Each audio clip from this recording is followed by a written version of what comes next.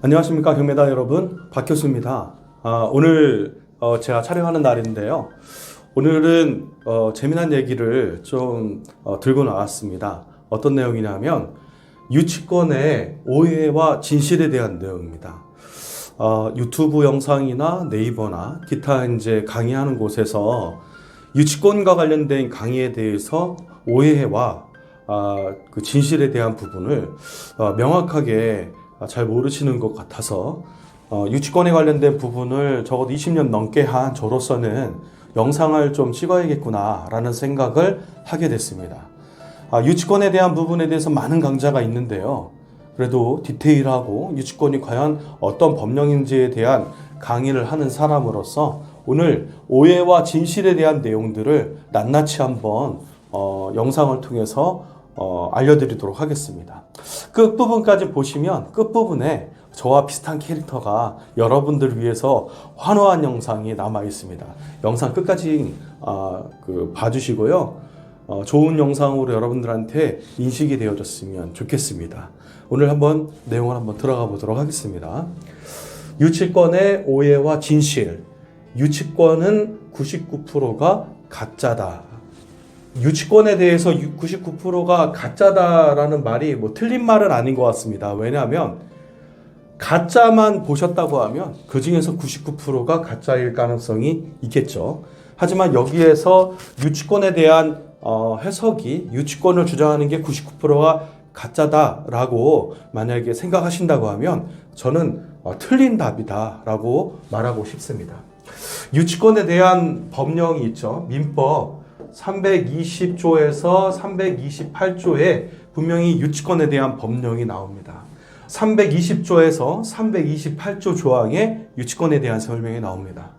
유치권에 대해서 320조에는 결련 관계에 대한 내용이 나옵니다. 그렇죠? 이 결련 관계가 성립이 되어지는 조건에서 유치권에 대한 부분을 따진 것인지 아니면 성립 조건이 되어 있지 않은 모든 유치권을 두고 그 중에서 1%만이 진짜고 99%는 가짜다라고 말할 수 있는 것인지 요에 대해서는 정확하게 답을 못 드리겠지만 성립관계선에 있는 유치권에 대한 부분은 99%가 가짜다라고 생각하시면 오답에 가깝다라고 말씀드릴 수 있습니다. 유치권에 대한 부분은 법령으로 나와 있습니다. 법령으로. 그렇다고 하면 이런 내용을 듣게 되면 실질적으로 공사에서 현장을 점유하고 있는 유치권자분들 입장에서는 상당히 기분 나쁜 내용이 될 수 있겠습니다. 본인이 1%에 들어갈 수 있는지에 대한 여부가 있겠죠. 그렇다고 하면 이런 데이터가 나오려면 전국에 있는 유치권에 관련된 사건들을 쭉 다 모아서 그 중에서 성립관계가 과연 총 프로테지가 1%만 성립했었는지에 대해서 두고 얘기를 해야 되지 않을까 싶습니다. 이거를 그냥 의미적으로 99%는 가짜기 때문에 모든 유치권을 깰 수 있다라고 판단하시는 시각으로 보신다고 하면 유치권을 잘못 알고 계시는 겁니다.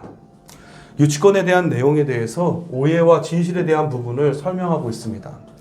유치권은 만약에 99%가 가짜다라고 할 것 같으면 유치권에 대한 법령 자체를 폐지하거나 유치권 자체를 소멸시켜야 되겠죠. 하지만 유치권은 엄연히 민법에 존재하고 있는 물권적 권리고 법정 담보 물권이다라고 되어 있습니다. 법정 담보 물권이라는 것은 법률적으로 성립이 되어지는 물권이기 때문에 등기를 요하지 않으면서 담보권이 있는 물권이다라고 설명하는 겁니다. 유치권 자체만 가지고도 물권이기 때문에 경매까지 집행이 가능한데 이런 상태에 대해서 유치권이 99%가 가짜다라고 말씀하는 것은 좀 지나친 오해에 가깝다 이렇게 설명을 드릴 수 있습니다. 그러면 다음 페이지 한번 볼까요? 자, 유치권의 오해와 진실. 유치권은 100% 깰 수 있다. 자, 이 부분에 대해서도 상당히 위험한 발언이다라고 생각합니다. 유치권을 100% 깰 수 있다. 그러면 이 말은 우리나라에서 유능한 변호사가 한 말인지 궁금합니다. 또한 이 부분에 대해서 판사님께서 어떻게 생각하실지 좀 의문입니다. 자, 그렇다고 하면 이 부분에 대해서 용역을 하시는 분들이 이 얘기를 할 수 있을지 의문입니다. 왜냐하면 용역을 하시는 분들 중에서 법을 갖다 잘 아시는지 혹은 경험이 다양하신지에 대해서 여쭙고 싶습니다. 유치권은 100% 깰 수 있다. 이것은 100% 오답입니다. 유치권은요, 깨어질 수도 있고 성립이 안 될 수도 있다. 이렇게 얘기한다고 하면 정답입니다. 유치권이 성립이 되어지는 부분에 있어서 100% 성립되어진다. 이 말도 오답에 가깝겠죠. 유치권은 깨어질 수도 있고, 그렇죠? 성립이 되어질 수도 있다. 이렇게 설명을 한다고 하면 진실에 가까운 부분을 설명하고 있다라고 생각합니다. 유치권을 100% 깬다라는 단어에서 왜 100% 안 깨집니까, 교수님? 그 부분에 대한 부분을 제가 한번 연이어서 설명을 드리도록 하겠습니다. 자, 유치권의 오해와 진실 세 번째. 유치권자가 되지 말고 깨는 자가 되라 라고 되어 있습니다. 자, 그렇다고 하면 유치권자가 되지 말라는 말, 유치권자가 되지 말라는 말은 뭐에 가까울까요? 유치권을 인수하지 말라는 말하고도 같은 말이네요. 그러면 또 하나 뭐예요? 공사를 하지 마라 라는 내용하고 똑같네요. 그러면 유치권자가 되지 말라는 얘기는 건설을 하지 말라는 말인지 유치권을 인수하지 말라는 말인지에 대해서 한번 대묻고 싶습니다. 유치권을 인수해서 유치권을 지키는 사람의 입장보다는 유치권을 깨는 사람의 입장이 더 유리하다라고 설명하고 있는 것 같아요. 하지만 한번 볼까요? 이 부동산에 대해서 현재는 유치권자가 점유를 하고 있고요. 그러면 낙찰자 혹은 제3자의 입장에서 이 건물을 바라보는 시각에서 유치권자를 갖다가 깬다라는 표현은 뭘까요? 그러면 침탈이라는 단어를 써야 되겠죠? 결국은 유치권자가 뭘 행사하고 있으니까? 점유권을 행사하고 있으니까.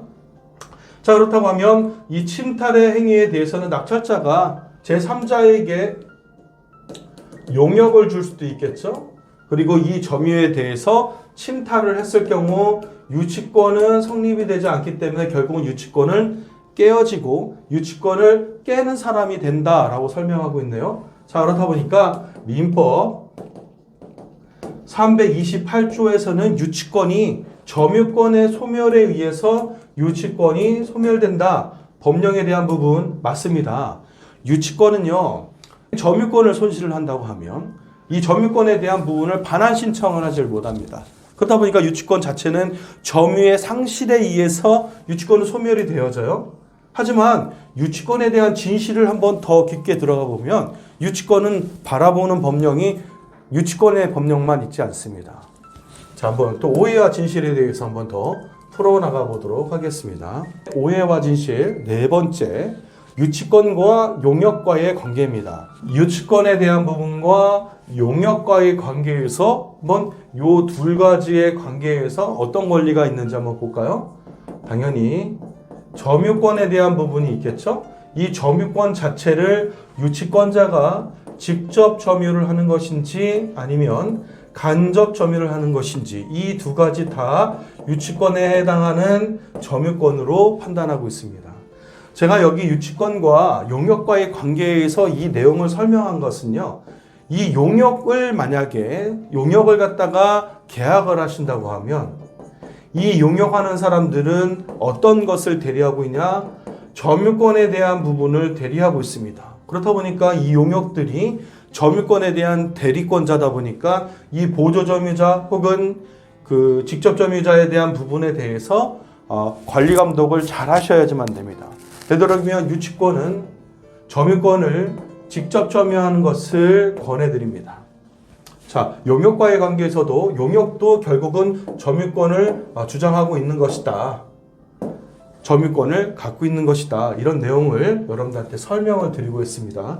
유치권에 대해서 유치권자가 아닌 제3자가 점유하고 있는 것을 유치권이 깨졌다라고 판단하시는 분들도 있기 때문에 설명을 드려봤습니다. 유치권의 오해와 진실 다섯 번째, 유치권이라고 쓰고 점유권이라고 말한다. 자, 이 내용서부터 유치권에 대한 부분을 좀 설명을 하고 들어가고 있는 내용입니다. 유치권이라고 쓰고 점유권이라고 말한다. 자체, 여러분들이 알고 있는 그 유치권의 다툼에 대한 부분들을 유치권 다툼이다라고 생각하고 있어요. 하지만 현장은 유치권으로 되어 있지만 실질적으로 법은 뭘 본다? 점유권의 계속으로 본다. 자, 그렇다고 하면 유치권에 대한 법령에서 328조에서 유치권이 점유권에 대한 소멸로 인해서 유치권 자체가 소멸되어지더라 라고 아는 부분까지니 일반적으로 컨설팅을 하시거나 경매를 배우시는 분들 잘못된 교육으로 인해서 알고 계시는 겁니다. 유치권은요, 점유권에 대한 부분을 실질적으로 권리를 갖고 있습니다. 그렇다 보니까 민법 204조와 205조에서는 뭐라고 설명하고 있느냐? 점유권은 회복 청구에 의해서 회복이 되어지고요. 점유권 회복 청구 동안 손해배상 청구에 대한 부분까지도 청구가 가능하더라. 그러면 유치권 자체는 점유권의 회복으로 인해서 소급적으로 회복이 되어진다라는 내용을 알고 계셔야지만 됩니다. 유치권을 깼어요. 유치권을 만약에 침탈하여서 결국은 어떤 형태로든 점유권을 만약에 탈취를 해서 이 유치권에 대한 부분에 대해서 등기를 갖다가 변경을 했어요. 자, 이렇게 등기 변경을 한 제3자는 민법상 선의의 제3자가 되어야지만 이 권리를 갖다가 보존받을 수 있는데 현장에 유치권에 대한 부분이 계속 다투고 있어요. 자, 다투고 있는 사실을 입증했습니다. 누가? 유치권자가. 자, 이 상태에서 등기를 변경한 제3자는 선의의 제3자가 될 수 있는지에 대한 대법원의 판례에서 이 실질적으로 침탈을 한 당사자의 낙찰자 또는 소유권자와 제3자의 등기 변경자까지 모두 손해배상을 해라라는 대법원의 판례가 있습니다. 자, 이렇다고 하면 유치권이 깨진 걸까요? 자, 유치권이라고 쓰고 점유권이라고 말한다. 자, 이 내용에 대해서 여러분들 한번 더 깊게 배워보실 필요가 있습니다. 유치권을 갖다가 100% 가짜라고 보고 100% 깨질 수 있다라고 생각하고 100% 깰 수 있다라고 생각하시는 분들 곰곰이 보셔야 될 법령입니다. 유치권은요, 두 가지 권리를 다 모두 해소시켜야 돼요. 자, 그렇다고 하면 유치권에 대한 진실을 더 한번 파헤쳐 보도록 하겠습니다. 유치권에 대한 오해와 진실 6번째, 진성 유치권과 허위 가능성 유치권, 그리고 허위 유치권, 다시 말하면 합법 점유권과 불법 점유권이다라고 설명을 하고 있습니다. 제가 작성한 내용입니다. 자, 그럼 한번 다시 볼까요? 진성 유치권, 그리고 허위 가능성이다라고 설명하고 있습니다.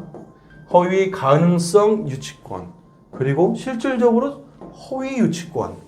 자, 이 세 가지의 결연성을 한번 볼까요? 진성 유치권은요, 신축 건물에서 실질적으로 공사대금을 받지 못해서 현장을 점유하고 있는 분들입니다. 자, 이 상태의 진성 유치권은 뭡니까? 합법적인 점유 행사를 하고 있는 부분이에요. 자, 이 상태를 100% 깰 수 있다라고 생각하시는 분들은 어떻게 해야 되느냐? 당연히 침탈 행위를 해야 됩니다. 이 침탈 행위는 법률적으로 당연히 불법입니다. 위법한 행동이다 보니까 벌금 이상 실형의 그런 부담감을 갖고 이 침탈 행위를 해야 법률상의 점유권이라는 것을 변경해 가는 거겠죠. 하지만 5번에서 얘기했듯이 점유권에 대해서 변경을 한다 하더라도 204조와 205조에 의해서 회복되어지더라 라는 내용 자체까지 알아야지만 됩니다. 하지만 신축 건물에 있는 분들은 다 뭐예요? 합법 점유해야 돼요. 합법 점유라고 하면 당연히 결연성이 유지가 되어야지만 된다라는 내용이죠. 자, 그렇다면 허위 가능성 유치권에 대한 부분 봅시다. 허위 가능성이라고 해왔었어요. 자, 이 내용에 대해서 유심히 한번 들여다보면 민법 325조 조항에 보면 필요비와 유익비 상한 청구권이라는 단어가 나옵니다. 자, 임차인 그리고 제3자의 점유권자가 이 현장에 대해서 필요비와 유익비에 대한 청구로 인해서 허위 가능성이 보여지는 그런 유치권들이 간혹 있습니다. 임차인들이 주장하는 유치권 중에서도 허위 가능성 여부가 있는 것뿐이지 허위 유치권이 아닌다. 왜냐? 이 유치권에 대한 유치를 하고 있는 이 내용 중에 결련성이 있다. 어떤 결련성? 결국은 점유에 대한 부분이 공사대금 채권에 의해서 발생했다. 이 채권 중에 필요비와 관련된 공사비면 필요비 유익비에 대한 유치권이 성립이 되어질 것이고, 결련성의 채권이 공사로 인해서 시세와 감정평가상의 이렇게 플러스 알파에 대한 비용이 예상되어지는 인테리어 기타 대수선이 이루어졌다고 하면 당연히 뭡니까? 유익비가 성립이 될 가능성이 높다라는 것입니다. 허위 가능성의 유치권은 이렇게 보여지죠. 자, 그렇다고 하면 허위 유치권에 대해서는요, 명백하게 허위 유치권은 결련성이 없어야 됩니다. 예를 들자면 그냥 채권자로서 가서 점유를 하고 있으면서 유치권을 주장하는 겁니다. 채권자의 점유권, 자, 그렇다고 하면 이 사람들을 허위 유치권이다라고 표명하는 것보다 권리 없는 자의 점유권, 자, 그렇다 보니까 권리 없는 자의 점유권은 불법 점유다라고 봐서 이 불법 점유에 대한 부분은 명도로서 이거는 깰 수 있다라는 내용으로 접근을 해야지 이 부분을 허위 유치권이다라고 설명을 하고 있습니다. 허위 유치권, 다시 말하자면 유치권이라고 쓰고 점유권이라고 말한다라는 내용에서 봤을 때 허위 점유권이다라고 보시거나 아니면 불법 점유권으로 보는 게 단어가 맞는 내용입니다. 다시 말하면 합법 점유권과 불법 점유권을 말하고 있더라. 자, 이렇게 점유권에 대한 부분으로 접근을 하셔야지만 됩니다. 유치권은. 점유권으로 접근하셔야지만 민법 204조와 205조에 대한 대안까지 정확하게 하셔야 돼요. 이 내용에 대해서는 불법 점유권자만이 이 법령에서 권리를 회복할 수가 없기 때문에 합법 점유권을 갖고 있는 진정 유치권이나 허위 가능성 유치권들 중에서도 유치권이 성립이 되어져서 합법 점유권이 되어진다고 하면 이 점유권은 법률상으로도 깨기가 힘듭니다. 침탈을 해서 점유권을 회복했다고 해서 깨어지지가 않습니다. 자, 이런 부분에 대해서 명확한 교육이 필요한데 혹시나 유치권에 대해서 교육이 필요하신 분들 혹은 가르치시는 분들 이 부분에 대해서 꼭 체크하고 넘어가셔야지만 됩니다. 대법원 판례에 나와 있는 것들은 대부분 성립이 되지 않아서 판결되어진 부분들의 사건들이 많이 올라와 있어요. 하지만 실질적인 합법적인 유치권들은요, 협상에 의해서 모두가 진행이 되기 때문에 합법 유치권에 대해서 대법원까지 들어가서 진행되는 사건들은 대부분 없습니다. 여러분들이 오해와 진실 중에서 유치권에 대해서 좀 더 다가간다고 하면 명확한 권리가 있는 것들은 소송의 문제로 해결할 수 있는 것들이 아니에요. 협의에 의해서만 가능하다.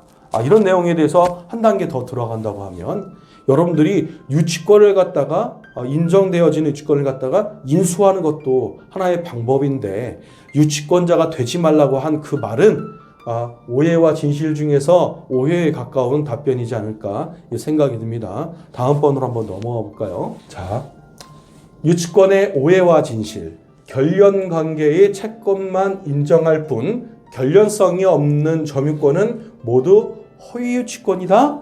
자, 이렇게 되면 이 내용에 대해서는 조금 더 어렵죠. 결련 관계의 채권만 인정할 뿐 결련성이 없는 점유권은 모두 허위 유치권이다. 이 내용에 대해서 이게 무슨 말이지 하는 그런 내용입니다. 조금 더 난이도가 있죠. 이 결련 관계라는 것은 공사대금 채권과 점유권 사이의 동일성을 말합니다. 공사대금 채권을 받지 못해서 점유를 하고 있는 형태, 이것을 결련관계 혹은 결련성이라고 말하고 있습니다. 채권만이 인정될 뿐이다. 자, 유치권에 대해서는 당연히 공사대금 채권에 의한 점유권이어야지만, 그죠? 여기에서 결련성을 인정해준다. 자, 그러면 이 목적물에서 목적물에서 공사대금 채권으로 만들어진 이 채권만이 결련성을 유지할 수 있다. 그걸로 인해서 점유권을 행사해야지만 유치권이다라고 얘기할 수 있다. 자, 그러면 점유권, 결련성이 없는 점유권은 모두 허위 유치권이다. 이 단어는 뭐냐면요, 결련성이 없습니다. 결련성이 없다라는 것은 공사대금 채권이 아니다라는 얘기예요. 공사대금 채권이 아닌 사람이 무엇을 주장하고 있다? 점유권을 주장하고 있기 때문에 이 사람은 다 예를 들어서 경매방해죄에 해당하거나 이렇다. 이 사람들에 대한 점유권은 모두 다 허위 유치권이다. 자, 점유권에 대한 부분을 명확하게 본다고 하면 유치권자의 점유권은 불법 점유권이다라고 보는 게 정답입니다. 불법 점유권자. 이 불법 점유권자를 갖다가 우리는 허위 유치권자다라고 얘기를 하고 있는데, 이 사람들의 점유권이 불법 점유인 것이 허위 유치권 관계에서는 내가 불법 점유하는 게 아니고 채권자로서 내가 이 점유를 행사하고 있는데 내가 어떻게 이게 허위 유치권자냐라고 주장하는 부분에서 서로 대립관계에 대한 소송이 이루어집니다. 자, 그러다 보니까 낙찰자는 인도명령 당시에 허위 유치권자, 즉 불법 점유자에 대해서 불법 점유권자에 대해서 명백한 증거 자료가 있어야지만 됩니다. 대부분 명백한 증거 자료는 뭐냐면 유치권의 포기각서가 명백합니다. 이 포기각서가 있어야지만 은행에서 담보대출이 나옵니다. 왜? 유치권은 포기함으로 인해서 법정 담보 효력을 잃기 때문에 그렇죠. 자, 그러다 보니까 포기각서가 없고 불법인지 합법인지 아직 결론이 나지 않은 점유권을 행사하고 있는 제3자가 있습니다.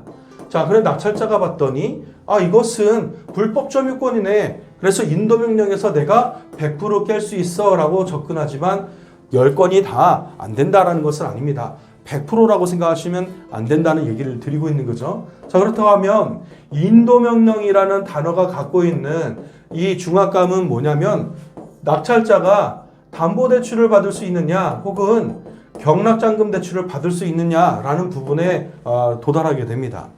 결국은 대출 문제에서 문제가 발생하게 되겠죠. 여기 있는 점유권자들은요, 허위의 점유권자이거나 불법 점유권자가 되어질 수도 있습니다. 하지만 이 점유권에 대한 실체가 무엇을 맡고 있다? 대출에 대한 부분을 맡고 있더라. 그래서 낙찰자의 입장에서는 허위 유치권이다 라고 접근하는 것보다 불법 유치권자다, 불법 점유권자다라고 접근을 해서 이 사람들이 왜 불법 점유권자인지를 밝힐 수 있는 자료가 있어야지만 여러분들은 인도명령을 시킬 수 있더라. 자, 그러면 교수님 이런 경우에는 어떻게 해야 됩니까? 라고 여쭤보신다고 하면 저 같은 경우는 경험상 인도명령과 같이 명도소송을 함께 제기합니다. 인도명령과 명도소송 이게 함께 제기해도 됩니까? 그러면 인도명령에 대해서 명도소송을 갖다 같이 제출하는 이유는 뭐냐? 인도명령은 길어야 2달 걸립니다. 근데 명도소송은 진행 단계에서 2달 걸립니다.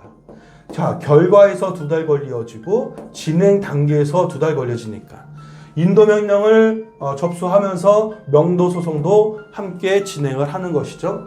자, 이것도 하나의 팁입니다. 어떤 팁이냐? 시간을 줄이는 팁입니다. 자, 그렇다고 하면 두 번째 조언을 드린다고 하면 저는 허위 유치권과 관련된 부분이 있다고 할 것 같으면 인도명령에 중요한 자료가 있지 않는 이상 이 사람들을 깨려면 저는 바로 명도소송을 하시는 것을 추천합니다.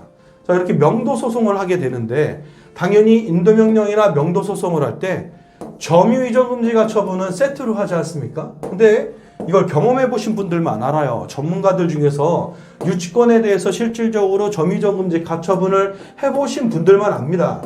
이거는 경험 없는 자들은 점유이전금지 가처분이 다 된다라고 생각하는데 대부분 법원에서 이걸 받아들이지가 않습니다. 이거에 대해서 해명하라고 합니다. 왜 해명하라고 하느냐? 자, 유치권자가 점유를 제3자에게 넘기겠느냐라는 뜻이에요. 유치권자가 점유 자체를 제3자에게 제3자에게 넘기겠느냐라는 법원의 시선이 있죠. 당연히 유치권 자체는 점유를 하고 있어야 성립이 되는데도 불구하고 이거에 대해서 해명을 해야 됩니다.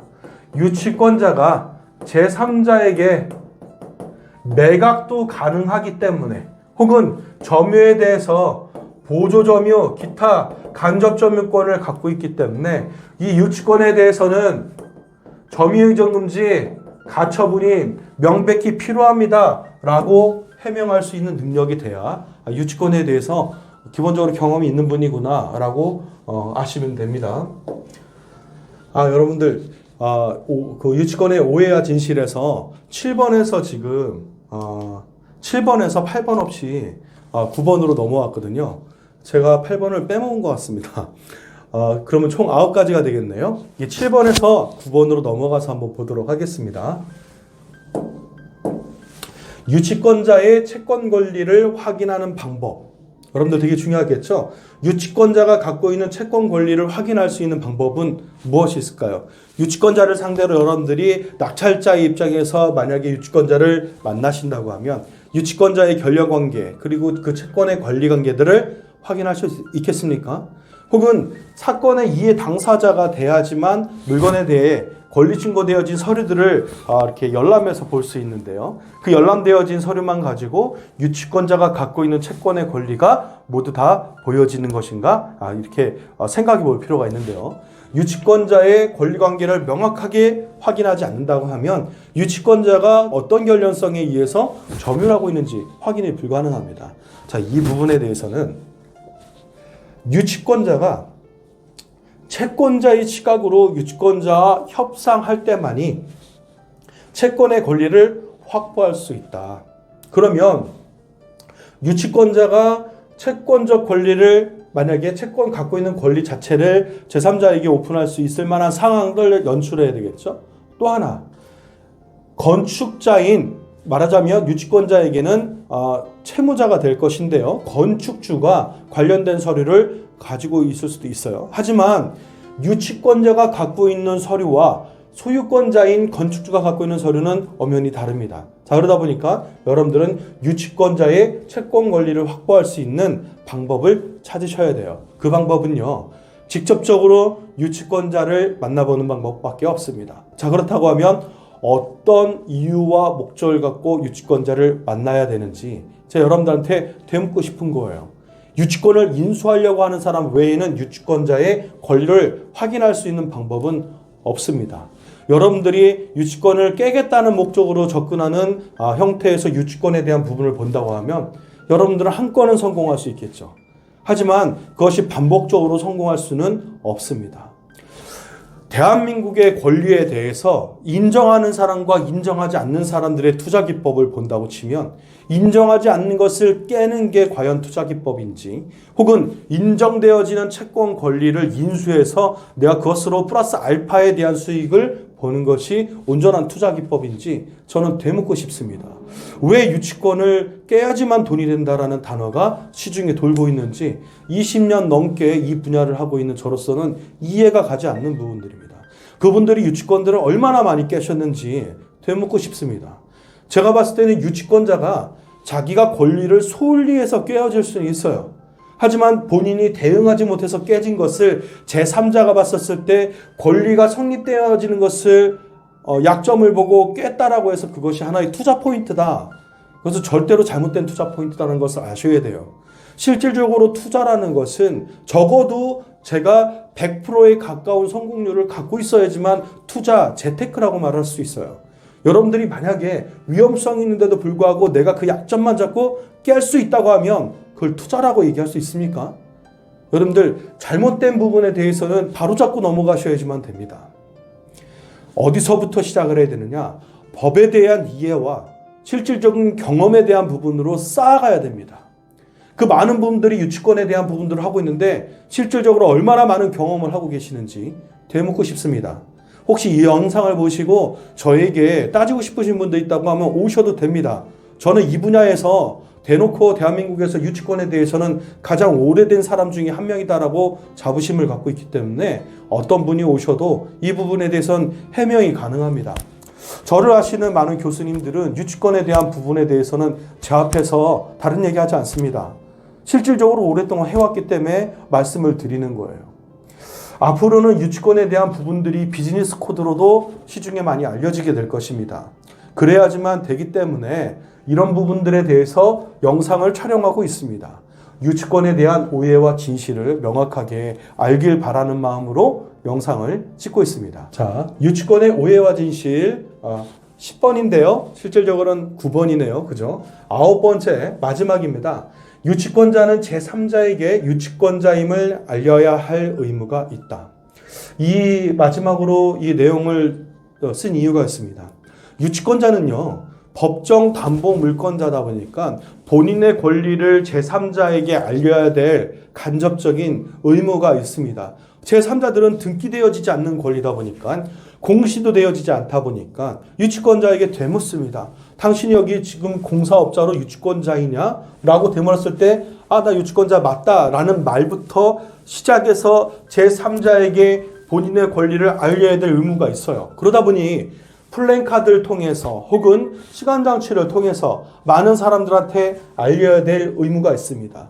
여러분들께서 유치권자이면서 유치권에 대한 권리를 알리고 싶으시면 자, 경매당의 박 교수를 찾아오십시오. 제가 여러분들의 유치권 현장을 촬영해서 유치권이 있음을 알려드리도록 하겠습니다. 정당한 권리를 갖고 있기 때문에 정당한 협의에 의해서 채권자의 권리를 누리실 수 있도록 돕겠습니다. 단 제가 봤었을 때 유치권에 대한 부분의 결연관계와 성립 요건이 안 맞는다고 하면 저는 그 유치권에 대해서는 홍보나 이런 임의적으로 제3자에게 알려야 된다는 부분에 대해서는 단호하게 거절할 것입니다. 그렇다면 여러분들이 갖고 있는 유치권이 진성 유치권에 의한 합법 점유권인지 궁금하시다고 하면 저에게 상담을 하십시오. 만일의 경우 여러분들이 어려워서 유치권에 대한 부분을 매각하고 싶다고 하면 제가 매입할 수도 있습니다. 자, 이 정도로 유치권에 대한 부분을 많은 분들에게 알려야 될 공시적 효력을 가져야 된다라는 내용들을 끝으로 오늘 유치권의 오해와 진실 영상을 다 설명을 드렸는데요. 유치권이라는 법령 권리도 부실채권과 일맥상통하게 보시면 됩니다. 그 점유권에 대한 부분, 그리고 저당권에 대한 부분, 그리고 유치권. 자, 그러면 이 점유권에 대한 부분은 결국은 저당권은 결국은 점유권을 담보로 갖고 있고요. 이 유치권 또한 법정 담보 물권으로서 점유권을 권리로 갖고 있습니다. 그러니까 권리를 잘 파악하셔야지만 돼요. 점유권이 살아있느냐 아니냐, 그리고 점유권이 담보화됐느냐 아니냐, 이 내용들이 굉장히 중요한 권리 다툼의 하나가 되겠습니다. 앞으로도 계속 유치권과 관련된 영상들을 계속 올릴 겁니다. 한 분야만 특수하게 해서 영상을 올리다 보니까 조회수나 구독자들이 많지 않은 거 이해합니다. 자, 추가적으로 여러분들에게 설명할 수 있는 부분들이 있다고 하면 민법적인 권리에 대한 모든 것들을 해석해서라도 여러분들에게 알려드리도록 하겠습니다. 저는 박 교수였고요. 다음 영상에서 또 찾아뵙도록 하겠습니다. 감사합니다, 여러분. I got broads in Atlanta, just to throw me in the family. Credit cards and the scammers, hitting the licks in the band. Legacies.